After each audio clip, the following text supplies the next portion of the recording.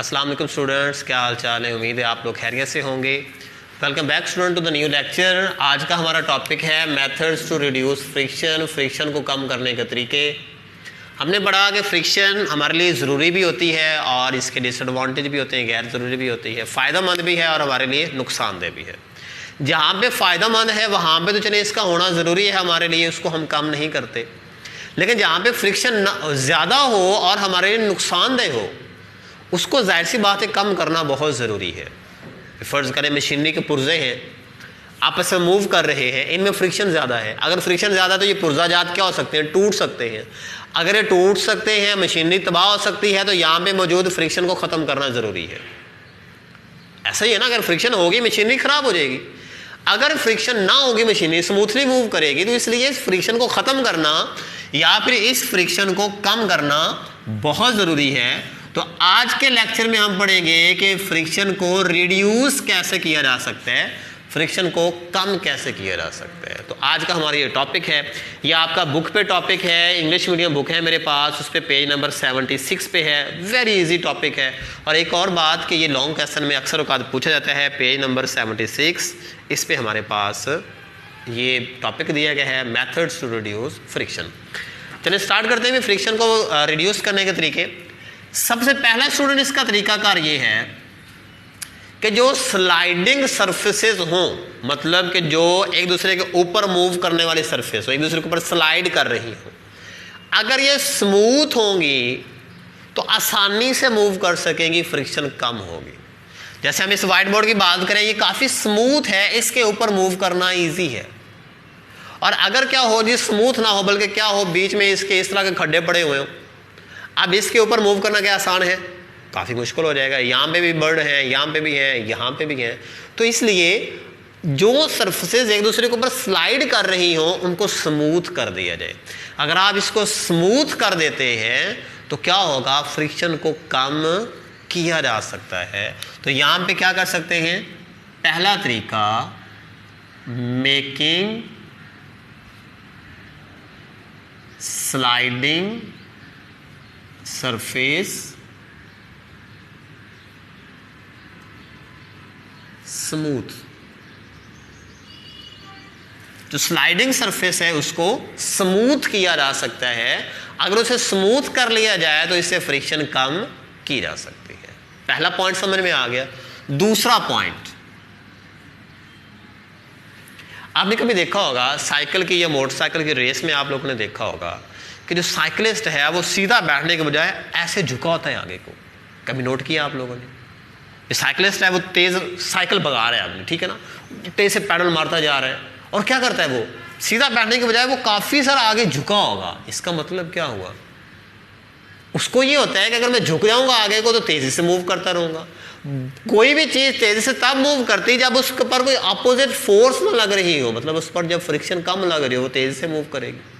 इसका मतलब ये हुआ कि अगर आप तेज़ी से मूव करने वाली बॉडी को स्ट्रीमलाइन कर देंगे, आगे से नोकदार बना देंगे, तो फ्रिक्शन कम की जा सकती है। जैसे आपने देखा गाड़ियाँ जितनी भी हैं आगे से स्ट्रीमलाइन है, आगे से नोकदार है। एरोप्लेन आप देखें आगे से क्या होता है, वो नोकदार होता है, ऐसे करके आगे को झुका होता है। उसके अलावा अगर आप बुलेट ट्रेन की बात करें तो वो भी आपने देखी होगी कि वो भी आगे से नोकदार होती है। ऐसा इसलिए किया जाता है कि अगर तो फर्ज कर लें ये बस है और काफ़ी आगे से चौड़ी है, इतनी है, तो इसके ऊपर इतने एरिया पर एयर टकरा रही होगी, एयर रेजिस्टेंस इस पे लग रही होगी, हवा की फ्रिक्शन इतने एरिया पे लगेगी। जाहिर सी बात है ज़्यादा फ्रिक्शन होगी तो इसको ज़्यादा ज़ोर लगाना पड़ेगा, जिससे अगर ज़ोर ज़्यादा नहीं लगाते ये गाड़ी तो क्या होगा, फिर इसकी मोशन में ये रुकावट आएगी, इसकी स्पीड कम हो जाएगी। और अगर यही गाड़ी ऐसी बना दी जाए इस तरह, तो क्या होगा, यहां से हवा आएगी टकरा के इधर चली जाएगी, यहां से हवा आई यहां से टकरा के ऊपर चली गई, जिसकी वजह से ये हवा इसको रुकावट नहीं डालेगी। इसी वजह से जितनी भी गाड़ियां हैं वो आगे से नोकदार बनाई जाती हैं। रीज़न कि हवा की उनके ऊपर फ्रिक्शन कम से कम लगे, हवा आगे से रुकावट कम से कम डाले, जिसकी वजह से आसानी से तेज़ रफ्तारी के साथ मूव करती रहती है। तो पॉइंट हमें ये समझ में आ गया कि making shape of fast moving object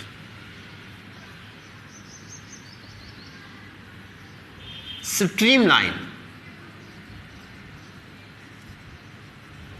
मतलब उन्हें जो तेज रफ्तारी से हम हरकत करने वाले जिसाम हैं उनको नोकदार बना के हम क्या कर सकते हैं, फ्रिक्शन को कम कर सकते हैं। अब बात समझ आ गई, यहां तक 2 पॉइंट्स क्लियर है। तीसरा पॉइंट वो सिंपल सा है, बिल्कुल सिंपल सा।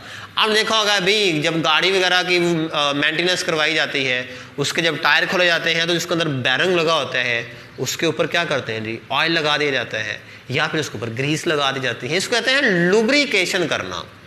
ये लुब्रिकेंट्स इस्तेमाल करके भी आप फ्रिक्शन को कम कर सकते हैं। जैसे भी फर्ज करें जी ये एक बड़ी स्मूथ है, लेकिन हम कहते हैं जी इसको मजीद हमने फ्रिक्शन कम करनी है, हम क्या करें जी इसके ऊपर तेल लगा दें, ऑयल इसके ऊपर लगा दें। अब इसके ऊपर आप आसानी से स्लिप कर जाओगे, मतलब आपने ऑयल इसके ऊपर लगा दिया जिससे क्या हो गया, फ्रिक्शन कम होगी। आपने लुब्रिकेट कर दिया इसको तो इससे फ्रिक्शन क्या हो सकती है, कम की जा सकती है। तो इसका थर्ड पॉइंट हमें समझ आया कि लुब्रिकेशन से, लुब्रिकेशन इससे भी क्या किया जा सकता है, फ्रिक्शन कम की जा सकती है लुब्रिकेशन करने से, या लुब्रिकेटिंग द स्लाइडिंग सरफेस। जो सरफेस स्लाइड कर रही हो उनको लुब्रिकेट कर दें तो आसानी से मूव कर सकते हैं। जैसे हम बात पहले ही कर रहे थे, जैसे मैंने आपने हाथों को मशीनरी के पुर्जे बनाया हुआ है आज तो, लेकिन ये एक मशीन का पुर्जा दूसरा ये है एक दूसरे के ऊपर स्लाइड कर रहे हैं, फ्रिक्शन है इनमें। अगर मैं यहाँ पे भी ऑयल लगा दूँ, यहाँ पे भी ऑयल लगा दूँ, अब क्या होगा, अब आसानी से मूव कर लेगा। क्यों? क्योंकि ऑयल लगाने से फ्रिक्शन कम होगी। अगर ग्रीस लगा दी जाए यहाँ पे तो फिर भी क्या होगा, फ्रिक्शन कम हो जाएगी। तो इस तरह से स्लाइडिंग सरफेस के दरमियान लुब्रिकेंट्स इस्तेमाल करने से, ऑयल लगाने से, ग्रीस लगाने से भी क्या किया जा सकता है, फ्रिक्शन को कम किया जा सकता है। और इसका लास्ट पॉइंट जो हमारे पास है यहाँ पे, फोर्थ पॉइंट, वो ये है कि रोलर बैरंग इस्तेमाल किए जाए। रोलर बैरिंग या बॉल बैरिंग इस्तेमाल किए जाए। रोलर बैरिंग या फिर क्या किए जाए, इसके बॉल बैरिंग जो है इस्तेमाल किए जाए। अब आपने बॉल बैरिंग देखे होंगे, बैरिंग तो आप जानते हैं ना, गाड़ियों के अंदर लगा होता है, मोटरसाइकिल के पहिए के अंदर लगा होता है, पंखे के अंदर भी लगा होता है, वाटर पंप के अंदर भी लगा होता है। उसके अंदर अगर आप देखें तो बारीक बारीक सी बॉल्स होती हैं जो अंदर रोल करती रहती हैं, जिसकी वजह से वो आसानी से मूव करता रहता है, जिससे फ्रिक्शन कम होती। क्यों? क्योंकि उसमें जो बॉल्स हैं वो रोल करती हैं, और हमें पता है कि रोलिंग फ्रिक्शन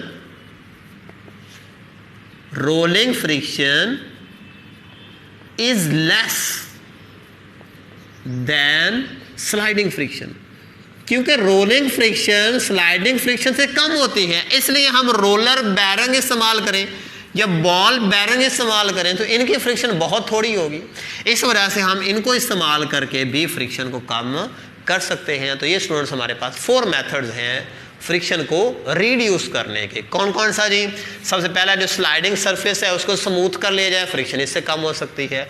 दूसरा ये जो तेज़ रफ्तार से हरकत करने वाले जिसाम हैं उनको स्ट्रीमलाइन बना लिया जाए, उनको नोकदार बना लिया जाए तो क्या कर सकते हैं, नहीं इससे भी हम फ्रिक्शन को कम कर सकते हैं। तीसरा पॉइंट ये कि लुब्रिकेशन के ज़रिए हम फ्रिक्शन को कम कर सकते हैं। और चौथा पॉइंट ये कि बॉल बैरिंग या फिर रोलर बैरिंग इस्तेमाल करने से भी हम क्या कर सकते हैं, फ्रिक्शन कम कर सकते हैं। क्यों? क्योंकि रोलिंग फ्रिक्शन हमेशा स्लाइडिंग फ्रिक्शन से कम होती है, इस वजह से हम फ्रिक्शन को कम कर सकते हैं रोलर बैरिंग इस्तेमाल करके। तो ये तो स्टूडेंट्स आज का टॉपिक। अगली वीडियो तक के लिए अल्लाह हाफिज़, अपना बहुत सारा ख्याल रखिएगा।